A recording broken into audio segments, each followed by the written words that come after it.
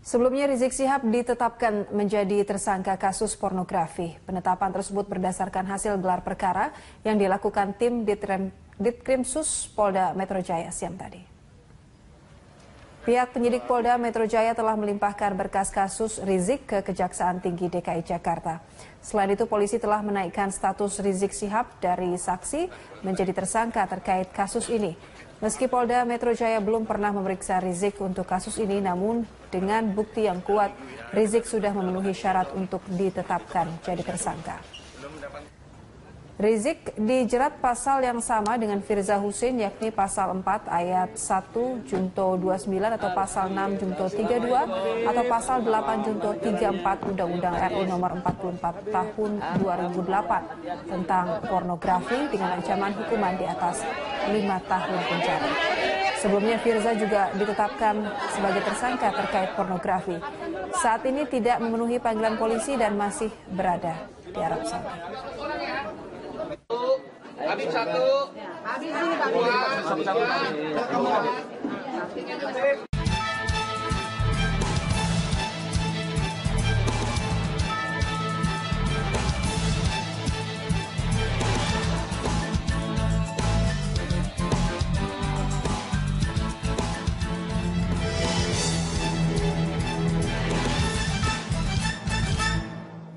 Terima kasih Anda kembali bersama kami. Kami akan kembali menyapa Pak Arief di gedung DPR. Pak Arief, ini kalau kita lihat sekarang kan bertumpu akhirnya pada program ataupun kinerja dari pemerintahan Jokowi saat ini jika ingin memenangkan pemilu di 2019 nanti.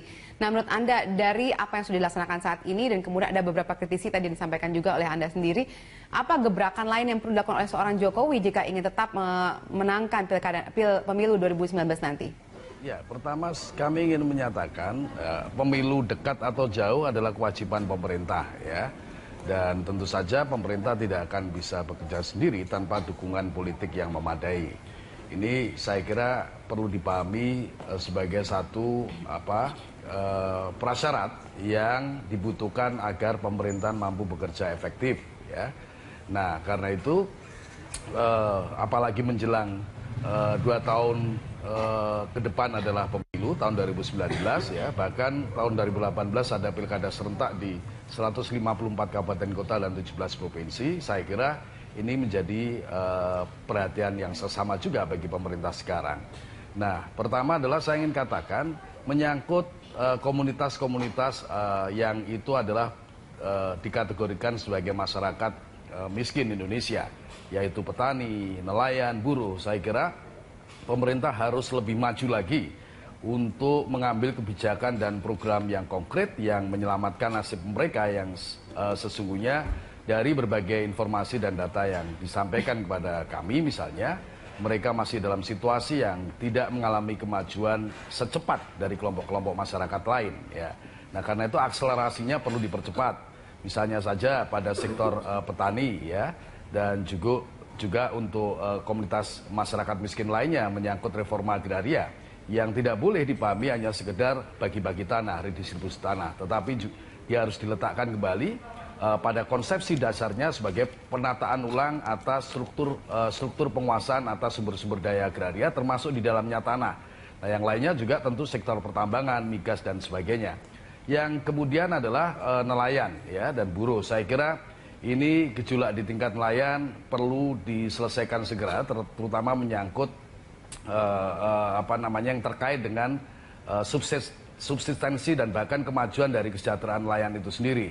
Ya, saya kira pemerintah jauh lebih paham menyangkut soal ini. Soal buruh juga begitu, menyangkut upah minimum regional, ya, yang pemberlakuannya berbeda-beda, tetapi dengan tidak sebanding dengan laju inflasi dan sebagainya. Nah, saya kira hal-hal yang menyangkut wong cilik ini harus lebih konkret, karena yang dikritik selama ini memang sentuhan pada wong cilik, apalagi menyangkut terkait dengan masyarakat miskin yang tadi saya katakan pemutakhiran database masyarakat miskin yang itu dikeluhkan harus bisa tertangani dalam waktu yang segera pada tahun 2017. Nah, dalam soal politik ini saya kira juga tidak kalah penting adalah mensinergikan hubungan yang kondusif antara pemerintah dan DPR.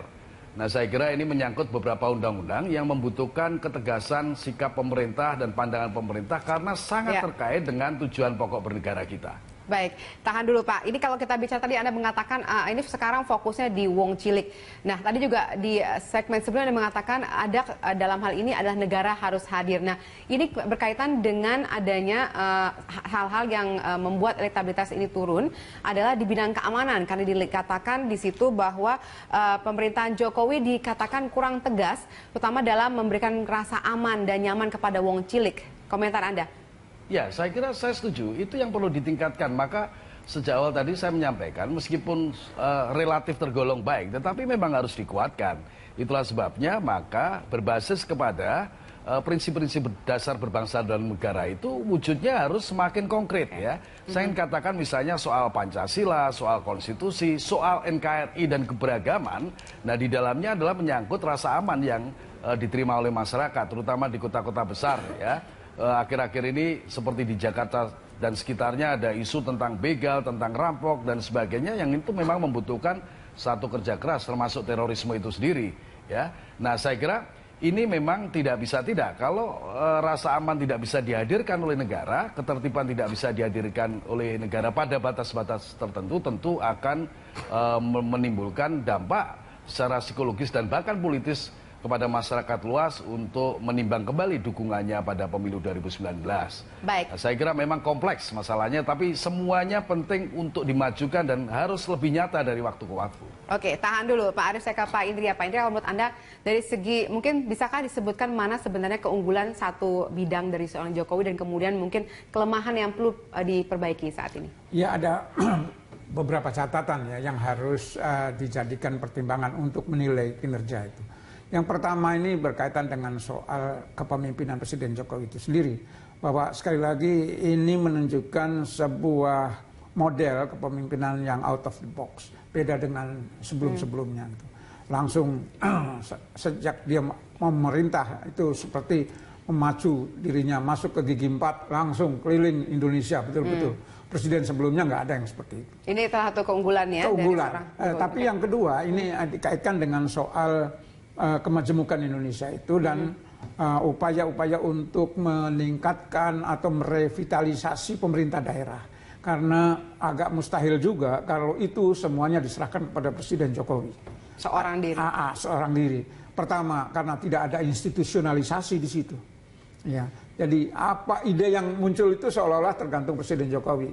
Nah, berapa tahan dia? Apalagi kalau kita melihat akan ada pergantian pemerintahan. Kalau Presiden Jokowi masih terus, dia bisa mempertahankan 5 tahun berikutnya. Tapi kalau enggak, apakah pengganti berikutnya akan meneruskan dia? Ini mustahil. Ya, yang ketiga, ini dilema dari sistem kepartean kita ini. Karena banyak terjadi, apalagi Presiden Jokowi bukan orang partai. Bawahannya ini orang-orang partai. Ya. Gubernur, bupati yang beda-beda itu. Juga kompetensi serta kapasitas dari masing-masing pemerintahan daerah akan lebih tune in kalau seandainya mereka punya visi persepsi yang sama di dalam memajukan Indonesia ini. Jadi ada atau tidak ada nawacita, memang Indonesia itu sangat luas, sangat majemuk dan membangun pada masyarakat yang marginal itu. Ini merupakan harapan yang sudah lama. Oke.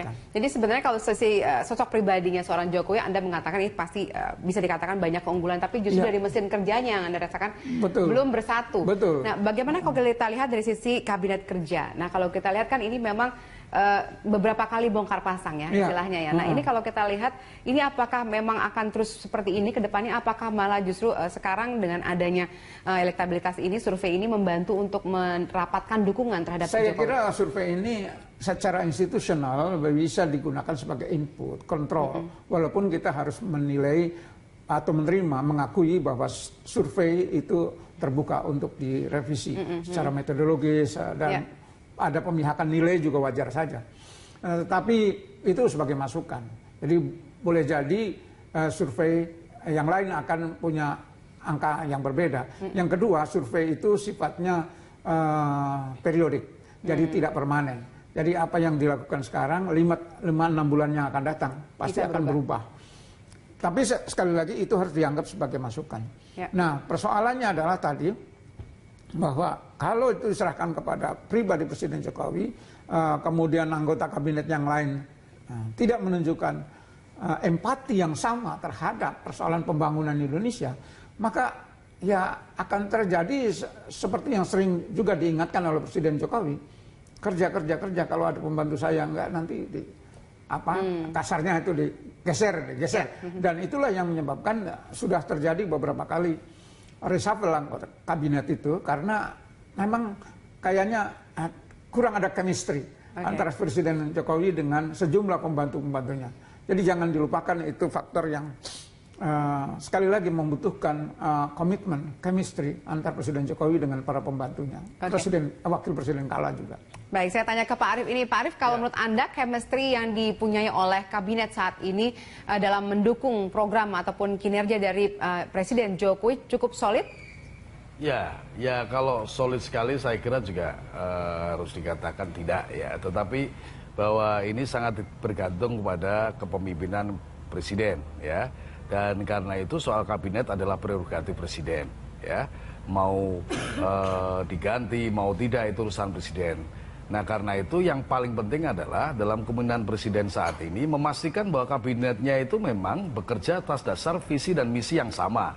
Itu yang penting. Dan sebenarnya koridornya sudah jelas. Kita punya misalnya Undang-Undang 23 tahun 2014 yang tentang pemerintahan daerah yang lebih baik ketimbang Undang-Undang 32 tahun 2004 tentang pemerintahan daerah, di mana di dalamnya semangat untuk menegakkan negara kesatuan, menjalankan sistem pemerintahan yang